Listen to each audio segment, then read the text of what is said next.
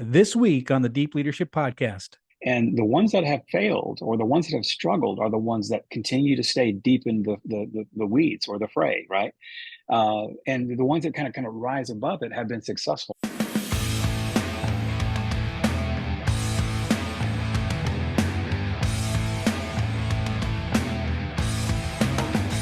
This episode is brought to you by the Salty Sailor Coffee Company, the official coffee of the Deep Leadership Podcast. Salty Sailor is a veteran-owned coffee brand on a mission to deliver premium, fresh roasted coffee while making a positive impact in the world. Their motto is drink coffee and do good, which reflects their commitment to making amazing coffee and actively supporting the military community. 10% of every order goes to the Navy Marine Corps Relief Society, an organization dedicated to helping sailors, Marines, and their families in times of need. All our listeners get 10% off every order of their amazing coffee by using the discount code DEEP at checkout. So check them out at saltysailorcoffee.com. Welcome to the Deep Leadership Podcast. Today I'm joined by Dr. Ken Russell and John Ruppel. Ken is an award-winning technologist, trusted digital transformation leader, and innovation amplifier. He is an author, speaker, and board member known for helping organizations define and pursue their transformation journeys. John is a former U.S. Navy submariner, author, and leadership coach, guide, mentor, trainer, and enabler. He works with leaders, their teams, and organizations around the globe to help them interpret, understand, and discern information, helping them realize successful results. They are the co-authors of Transact, Transform, Transcend, Becoming a Thoughtful Leader, Stories from the Journey. Now, in this book, they discuss three types of leaders: transactional, transformational, and transcendent, in order to help leaders navigate and clarify a path towards becoming more thoughtful leaders. I'm excited to have them on the show to learn more about becoming a thoughtful leader. So Ken and John, welcome to the show. Thank you, John. Glad to be here. Yes, thank you, John. It is great to meet you guys. And it's interesting because this idea of being a thoughtful leader is interesting to me, but also the going from transactional to transformational is also interesting because I'm going to be giving a talk on it this week. So I'm excited to have you on the show to learn from your expertise and what you learned writing this book. So first of all, what compelled you to write about becoming a more thoughtful, transcendent leader? What was the catalyst for writing this book? Well, interesting word, catalyst, because John and I use that word quite a bit in our work. So John and I have known each other for several years now at this point, and we were just talking last fall about some of the new learning techniques that were popping into my head. I do a lot with mnemonics, a lot with acronyms, things like that. And I was just talking to John about being a resilient leader. What does it take to be a resilient leader? And we were just kind of talking about things. And as I recall, John, we talked right before Christmas, and we just sort of mapped out what a book would look like if we talked about the different kinds of leaderships the styles that we saw every day. And I think transactional kind of topped the list is, what kind of leaders do we most often see in the world? And we very rarely saw transcendent leaders, but everybody was talking about transformational leaders and what that was. So we thought, you know what? I like that 3T sound. And that's how it kind of got started. I'll let John finish up the story because it's a pretty good story about how we went from starting with that conversation to actually having a real book. And John, I'll let you take it from there. Okay, thank you. So what I noticed was coming out of the Navy, and then into the corporate world is that there was all this, the corporations, everything is built on transactional based decisions and transactional leaders and how we work with each other. Everything was all transaction. And then all of a sudden this new stuff started coming in called agile, and then which led to DevOps. And I don't even like those terms. I actually prefer to use the term dynamic today, because it's going about how do you be more dynamic? And that gets into flowing value to your customer. Okay. And if you want to amplify that, it's how do you flow value to your customer at the speed of relevance, right? So that's more the graduate course on it. And what we realized in having that conversation is, now we have, the millennials, they became the largest demographic in our workforce in 2015, and they have a transformational value and belief set and a different quality of life, right? They look at life totally different from quality of life. So how do the transactional leaders in these transactional based organizations have been built on decades, which no ding here. I mean, we got to where we're at. Now it's just time to keep evolving. So that's where the transformational came in. And that was about how do we transform in that flowing value of the customer being dynamic. And then that led in the epiphany of, well, there's got to be a better way. Okay, so, and what is that? And how is that? And how do we really feel about our leadership? And how do we really, you walk away and, okay, maybe you did a good job from a dollars and cents perspective, or maybe you hit that, checked a few boxes. But how did you, when you go to sleep at night, how do you feel about that? And that's Mm. where we got into the whole transcendent leadership piece, where we started looking at more, those types of things, where what our intuition and our gut feelings are telling us, and how we, and we sort of got into that and we played on that for a bit. And then, Ken came up with this great, way of saying that it's above the fray. And when he said above the fray, it just clicked on me as, okay, that's it. We got to do the book. Let's go. And so that's where we went forward, is transcendent leader, thinking and doing above the fray. And we've, Ken is great with these acronyms and mnemonics. And so we actually have a leadership saying, which actually summarized the whole system using the mnemonics from the book. Wow, that's really interesting. It's like you said, I think we're seeing a shift. And I give the young people a lot of credit, because they're basically saying they want to do more than just earn a paycheck, right? And so I think, I'm 56, and so we came into the workforce, and we worked and we did what the company said, and most of us stayed with one company for a long time, and we we're going to retire like our parents did. But this new generation, I think I give them credit, because they say they want more out of life than just earning a paycheck. And they want to be part of an organization that's doing something that's meaningful. And they want to have a life of meaning and impact. And so that's really interesting. So you're right. We have to change as leaders if we want to be successful now in our corporations. We can't just do the old transactional leadership model that we've been doing for years. So I do like the fact that you're taking it to that next level of being, a transcendent leader. Help us a little bit understand the difference between the three. So transactional, we've been talking about, transformational, and transcendental. How are they different? What are some characteristics of those? Yeah, well, I think you kind of nailed it on the transactional. And we all kind of, especially those of us of a certain age, we kind of came into the business, just as John said, checking boxes. Nothing wrong with that, by the way, because we're still going to be transcendent. Transactional and all that we do. It's just we tend to not just stay in that mode, if that makes sense. But the modality that we have of being transformational means that we're paying more attention, right? And we're ready to have those conversations, and we are focused more on our lifestyle than just getting a paycheck. I like to talk about the word propinquity. That means nearness. That this idea that uh, what I have to bring to the table is pretty good. What you have to bring to the table is pretty good, but together we can be better. And I think that's where you see a lot of the transformational stuff happen. Where it becomes transcendent, though, is where you kind of, as John said, you look above the fray. So I imagine that your head's down doing work, and all of a sudden life passes you by. But if you just take a moment to kind of lift your head up and kind of pay attention to what's going around, you get more satisfaction out of life, not just for yourself, but for your organization as well. Because if you pay attention to the things that are going on around you, in the book we call it epidata insight. This idea that you're focused on the data around you, not just the data that deals with what your daily work is. So it's the weather, it's the people, it's the events, it's what's happening all around you that you need to be aware of. And I think that makes you a better leader.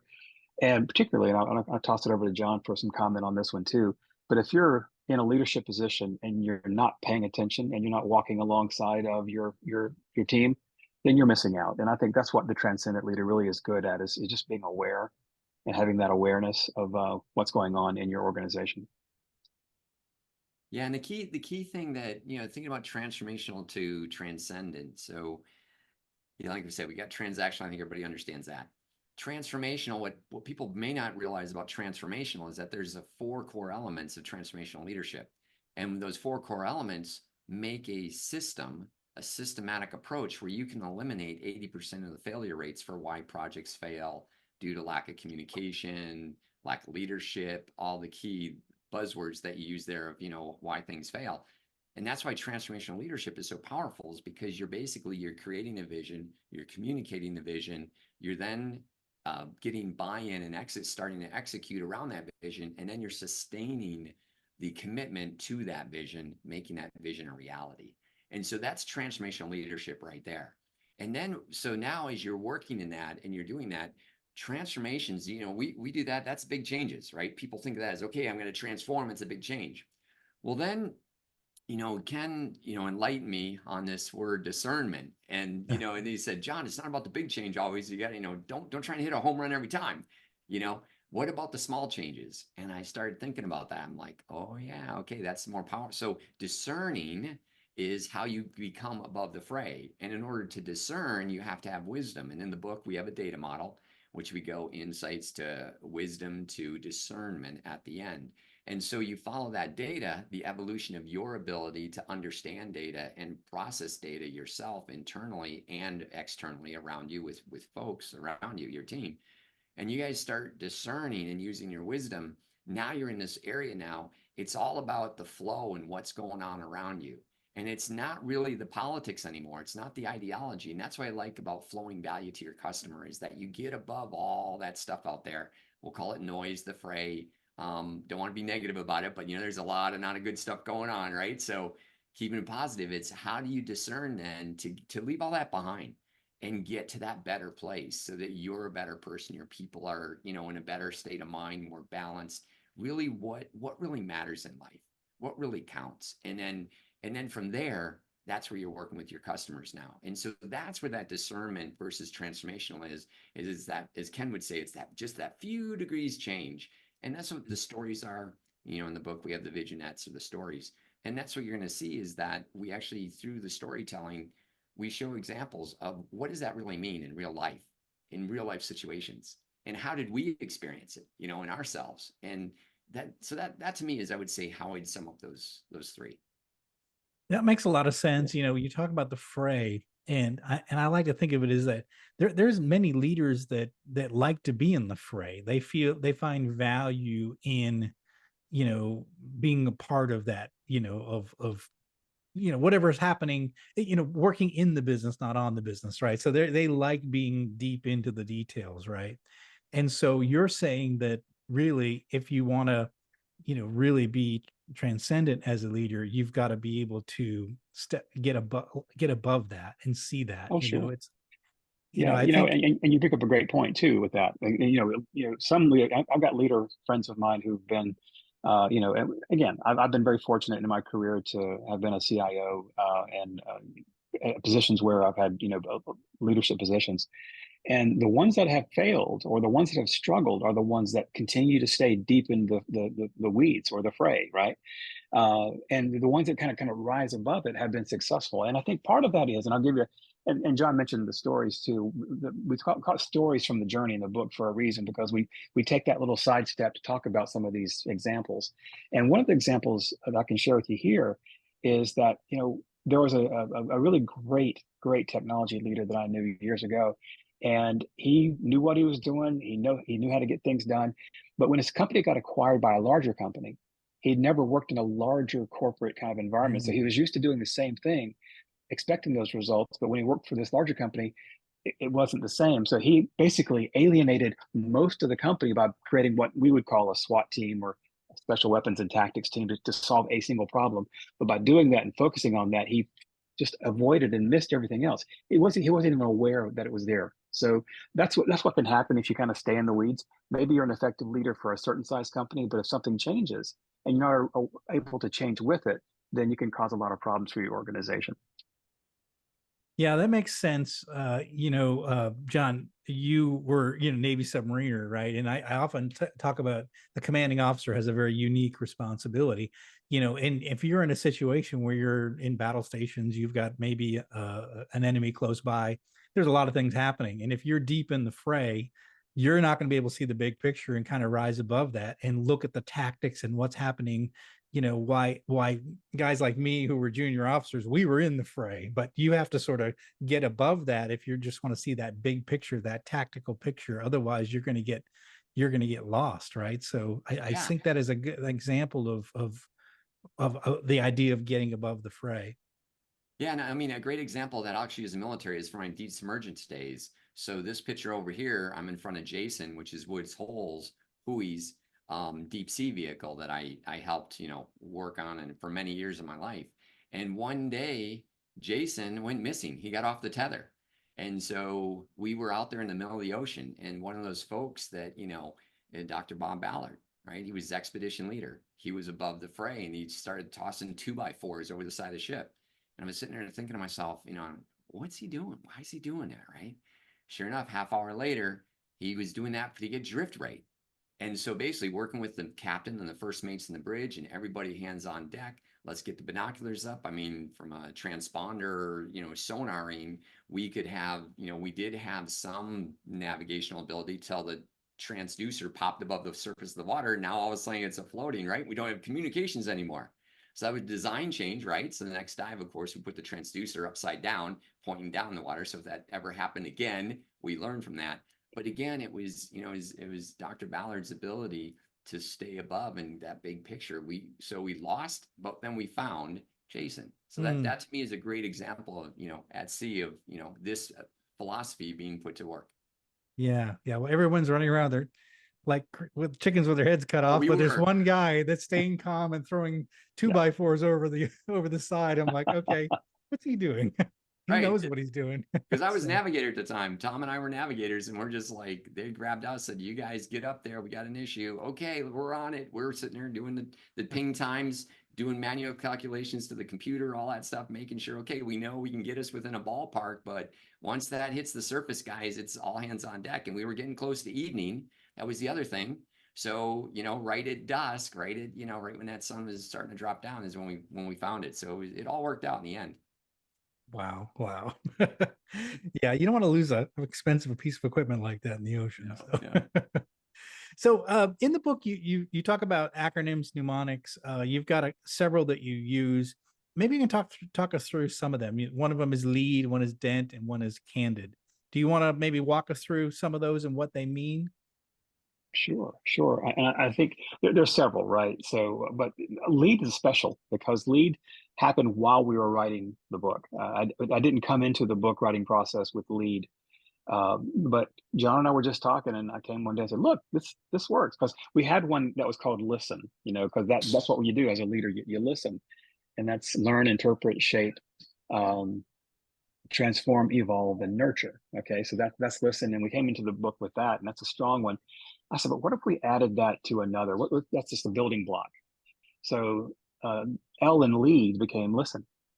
That made sense. But then what do you do after that as a leader, thoughtful leader? What do you do next? And the word empathize came. The empathy part. Being an empathetic leader. So that's LE, right? And then the third one, A, was absorb. That you pay attention to everything and you listen, you pay attention, you're aware, you're empathetic, you absorb. Again, you learn as much as you can about as much as you can. And then finally, there's that D word, discern. You have the ability to make those 1 or 2 degrees of assessment of change to work for that organization, to discern, to make a subtle change. So LEAD, that's what we got out of that, and it seems to work pretty well. It makes a lot of sense. And I do talk to young, graduate students who are, kind of coming into the workforce, and they're going to be, young leaders. And one of the things I talk about is how can you be an effective leader when you're younger and less experienced than the group around you? And we ultimately come to these listening, these empathizing type of things. They come to it on their own as we talk through, how do you become an effective leader when you are not the oldest. But it's about having respect for your team, being present, and then listening, and having Absolutely. that empathetic ear. And so it makes sense that the lead in my mind makes a lot of sense based on what I've talked about, and what when I talk to students about that is how do you listen, how do you learn, and how do you take that and then use it to be to make better decisions. I think that makes a lot of sense. How about the dent? Sorry, John, I didn't mean to cut you off. Oh no, it's okay. Go. Keep going. We'll keep going that way. No, go ahead. Okay, yeah. So how about dent? What does that stand for? Well, so I know John wants to do candid, so I'm going to go ahead and do dent for you. Okay.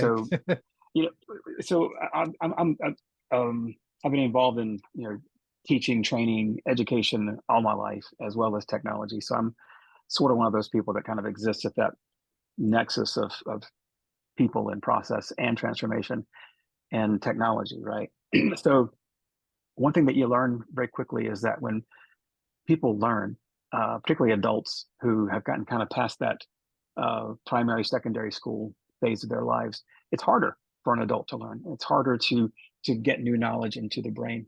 So the way you do that is you disorient them, and sometimes that's very subtle, sometimes that's very severe. But the point is, the brain learns better when it's kind of shaken up to the point where things that you thought were true, well, maybe they weren't. So you have that kind of curiosity piece that comes in. So the first letter of dent is, in fact, disorient. So this idea of kind of creating a disorienting dilemma, either that's manufactured or something that you just kind of impose upon yourself to be curious and to say, this may not be what I always thought it was. So you're open up for new things. That's the most important thing. And then the E is simply the word extend. And that typically means, is this new data that I'm coming up with? Is this novel, brand new stuff, or is it something that's just an extension of something that's already out there in the world? And knowing either is important, because if you run around thinking that what you're doing is brand new and it really isn't, and that's kind of difficult as well. But if you kind of say, well, here's my take on what I've picked up on, and you've learned something, that makes the end part much more easy. And that is N for navigate. It helps you navigate what you've done. So you kind of create a pathway to do new things, explore new ways of doing things, and just apply your education, apply this way. And then finally, the T is in fact the word transform again. It kind of shows up a lot of places. But if you do the disorienting dilemma piece, you do the extending of that, you do the navigation, you end up with a transformational approach. And I think I'll leave you with this. Steve Jobs used to say that we should all try to make a dent here in the universe, or otherwise, why are we here? I'm paraphrasing here, but that made such sense to me when I came up with this mnemonic, that it really was something that I thought was worthwhile in putting in the book. So lead and dent. There you go. Yeah, that's a really interesting, because someone might say, well, we want to disorient our people. And the fact of the matter is, when I've seen big transformations in organization is when we do get disoriented. And usually it's because something major has shifted, or we get a command, something comes from on high that is seems impossible. And so we start thinking about, how do we do the impossible? And I think that's when the breakthroughs happen. And that's when we end up doing things that we never expected. And so that does make sense to me. You say you're open to new things when you're in this, when you lack your orientation. So the comfort factor is gone, and you're open to new ideas. And I'd say my teams over the years have been most creative when we were in those positions, when I was like, we have got to come up with a plan to move this plant in 6 months. And they said, well, that's impossible. I said, well, that's what we have to do. So how do we do it? And so that's when the really creative ideas come out of teams. So I love that. And I do love the Steve Jobs quote, by the way. That's one I use a lot. We do need to make our dent in the universe, for sure. John, how about the Candid? What does that stand for? Yeah, so Candid was, we were brainstorming, how do you do metrics, right? Because that's what a lot of leaders, right? All our customers are asking. They're all about the metrics. What metrics? How do you metric, metrics, all this, or have metrics for it all? And we started realizing, you know what? Keep it simple, right? Candid. Can you put your head on your pillow at night knowing you've done the best that you could do to lead, and I call it this way, love from the heart with a reverence for life, flowing value to your customer? Have you and your team done that? You as a leader, and have you led your team in doing that? Yes or no? It's pretty simple, and it's just, and that brings in the whole discernment part, right? And being that transcendent leaders, you're going above the fray. It's above the politics, above the ideology. It's really gets into the heart, and that gets into John Chambers. So were you at the NCN North Carolina CEO conference in 2019? No, Were you no. there by chance? Okay. I was there with a client, and they had brought me in, and we visited, and John Chambers was on stage, and he said, folks, you got to lead, you got to love from your heart when you lead. And that he kicked off the keynote with that. And and then his assistant came up later and said, John's not kidding. We love each other while we worked and da da da da. And then throughout that entire conference, over 50% of the panelists and leaders, speakers, all admitted, yes, we do, or, some of them didn't, but, most of them did. And to this day, I find it funny because I bet if John wouldn't have said that, I don't think anybody else would have said that the entire conference. But that became the whole center of that conference, was leading from love. So that's where that whole piece comes in, the can part. And then did I have to apologize? Did I have to apologize for my behavior, what I said, how I did things? Did I have to apologize? And that goes into a favorite saying. I forgot the person's name, but it's, people, and I'll paraphrase here. I won't get it exact, but people don't remember what you did, but they remember how you made them feel as you led them. Is that, you guys are probably familiar with that quote. Yeah, I think it's Maxwell, but I could be wrong. Yeah, I forgot. Yeah, the name, but our listeners, by the way, are screaming at their radios and they're saying who it is. Waving their hands like, we know who this is. That's what I love about podcasting, is the listeners know the answer to this. Exactly. And that's where, I'm picturing a slide when I teach. There's a slide, it's a blue background, but I'm missing the name right there. But that's really where the, Canada came up. We wanted a simple way, because our acronym that we came up with, for the system is: you lead by making a dent, you listen, be bold, and innovate while being candid with yourself, your teammates, and your organization. And right there, we hit on lead, dent, listen, bold, innovate, and candid. And just by those 5 mnemonics and acronyms alone, you have an entire leadership system that allows you to hit the transactional, transformational, and transcendent. It's that simple. It can be that simple. Can be, if you. I love and it's that. a fun read too. It's a fun read. We got stories sprinkled throughout all the regular part of the book. We've got stories sprinkled there, and we have a young lady who did her first illustration credit with us. A young lady named Ella. She's 16, 17 years old, and she illustrated the book. And it's a fun read. It's got cute little characters. It's really enjoyable. I love it. I love it. It's great. And I like the fact that you touched on the subject of love, and the listeners to the show, they've known I've interviewed, I think, 3 different Navy SEAL commanders, and the word love came out of all 3 of their mouths when they talked about leading their teams. And if a Navy SEAL commander can talk about love, then I think we as business leaders can talk about it. But Absolutely. and John, you have a submarine background, and so there's something there. A crew at sea, you have each other's backs, and you care deeply for your crewmates, and there's something there. And I know as a I run a relatively small business, and I know my team. We've been together 8 years, and we have a deep respect and love for each other. We want to see this business succeed and grow, and we care about each other deeply. And I think that's a big part of effective leadership, and doesn't get talked about enough. So I'm glad it gets brought up in this show, for sure. Yes. Go ahead. I was just going to say, and especially like the deep submergence community, right? The deep submergence projects, the special project stuff I was involved in. Again, those situations, I don't know in the commercial world or civilian world how you can replicate that experience to those extremes that we find ourselves in.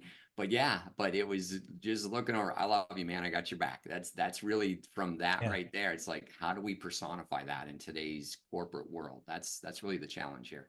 It is the challenge. Absolutely. So what are your hopes for this new book? Well, I think they've already been exceeded. I mean, we get to talk to folks like you, which is fantastic. So it seems like every week now, and the book's been out for about not quite 2 months, and it's just been a bit of a whirlwind. People wanting to talk to us. They've invited us to come speak at various events and things like that. It's just been fun to talk about this subject that has been on probably the tips of everyone's mind. This idea of a transcendent leader. Maybe they didn't know how to put it into words, maybe, but I think we've hit something, and I think I'm very excited about the possibilities going forward. So, John, what do you think? Yeah, no, likewise. I mean, for me, it was, how do you get to talk about this squishy stuff, right? Like you said, the Navy SEAL guys with love, right? And the different teams I've been on, it's that love component. How can we do that? And that really took, for Ken and I, we've been asking ourselves that same question for over a year. How can we do that? And that's where I think for this book, speaking about the transcendent leader, the way it came together, you can now have that conversation. And that's really what we want to do. For us, it's, what do I want to have happen? I just want people to have the conversation, be open. Let's talk about it. Let's put it on the table. Now that there's a way we can show one way, our way of having that conversation, my hope is that it opens it up. And I work with leaders all around the world. And that's really the hope. That's really my hope is for everybody is that, hey, check it out. See this language. If you don't like ours, okay, great. Create your own, but at least go have the conversation. I just want to be that catalyst for these conversations of caring and loving with care, leading while caring from a good space, a positive space. Yep. I love that.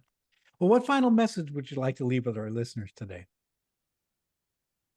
Well, for me, I would direct them to page 99. I've been kind of drawn to that ever since we've kind of been doing this, but every chapter opens up with a quote from a famous person, and in this particular one, page 99, chapter 9, it talks about one of my favorite songs as a kid. It was "Love Will Keep Us Together" by Neil Sedaka and Howard Greenfield.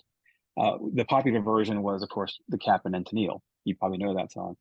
But in the middle of that song, and this is the quote that we pulled out into the book, it was, "Hear with your heart, and you won't hear a sound." And I love that because if you pay attention to what's in here, and not so much what you're paying attention to here, that'll give you some guidance. And I think that was the message we got from Neil Sedaka and Howard Greenfield. I love that. I love that. So leaders who are listening in, you have to learn to lead with your heart and listen with your heart. I love that. Such a great message. In this book, it's called Transact Transform Transcend, Becoming a Thoughtful Leader. And fantastic. This is the kind of book that we need. How can our listeners find out more about each of you, this new book, and your company? So if you guys, Intelligence Catalyst is the company, and Lead the Flow is our URL, or the web where you can find the website. And on there we have a page that talks about product services. You'll see the book. And not only would we like you to go there, you can get the book on Amazon, of course. But the other thing though is on our website, we actually have a form where you can share your story. And what I'd like to encourage leaders out there is to please go onto our product page and introduce yourselves by sharing with us your story. And yeah, what part of the things we'd like to see is we'd like to have a conference or a group or group of us get together from time and start sharing our stories together. And that's one of the things we're looking for in the future is having people to get together and have these conversations together. Yeah, I'll echo that too. Every time we do one of these talks, especially a live event or something, someone invariably, grabs me when I get off stage and shares their story with me. And I'm thinking, please go to the site and share it for everyone to hear, because some of these stories are just fantastic about, someone's first experience with a good leader or a bad leader, mind you. I mean, but there's a story there. And I think that's what's fabulous about this book is that we take the time to share stories about the journey. And I think that's exciting. But people can find all of us on LinkedIn too. So that's not a bad place to find us and connect with us and just have conversations with us. That'd be fine. Fantastic. We're going to put links in the show notes for all of their resources. And again, listeners, reach out, tell your story. I love the idea of collecting stories because that's, we've had many guests on this show talking about storytelling, how important it is for leadership. But your story, your particular story is very important. And I think you sharing that story builds a collective of stories and experiences around this journey that we've been talking about, moving towards, transactional leadership, which is give me a paycheck for work that I do versus, and then you getting to, being able to be a transcendental leader where you're doing something for the good of mankind, the good of the people around you, and you're really doing great things. So we all want to make that journey. We all want to become more thoughtful leaders. So I highly encourage you to find this book, get this book. We'll have the link in the show notes, and enjoy this journey, enjoy this the storytelling that's in this book. So Ken and John, I want to thank you for coming on the show, sharing this book and sharing all this information, because I think you've helped us think differently about leadership. So thanks for coming on the show. All right. Thank you, John. Appreciate it. Yes, thank you, Thank John. you. Well, that's it for today. Thank you for listening to Deep Leadership. If you like this podcast, please subscribe and share so we can continue to build a world with better bosses. Until next time, this is John Rennie saying take care and lead well.